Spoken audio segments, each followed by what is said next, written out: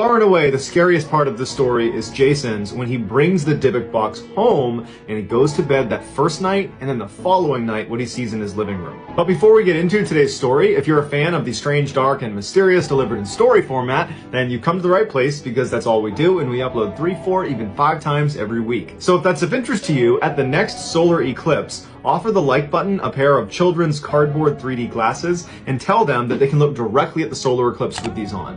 Also, please subscribe to this channel and turn on all notifications so you don't miss any of our weekly uploads. All right, let's get into today's story.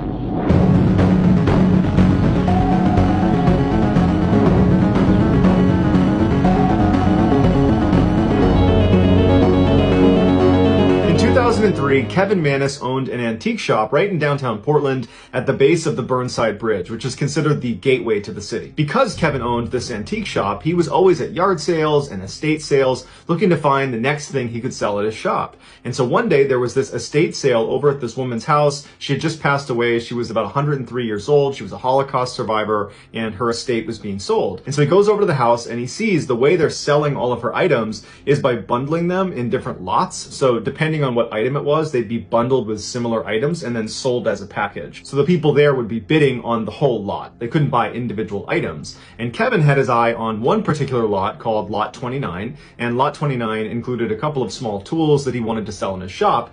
And it had this mystery box, and that's exactly as it was labeled. It just says mystery box on it.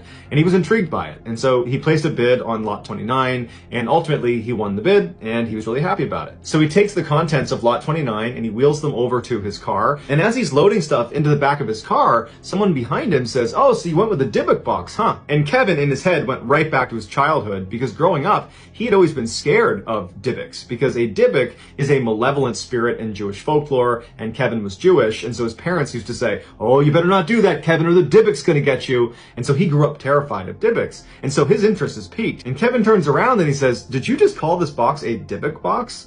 And the woman's like, "Yeah, and my grandmother was terrified of it, and she said no one could ever open it." And Kevin turns to look at the box, and it's about 2 foot high by 1 foot wide, and there are these little doors that swing open on the front, and then on the bottom there's a drawer that comes out, and there's one lock that sits across the 2 doors, and it's currently locked with a little padlock.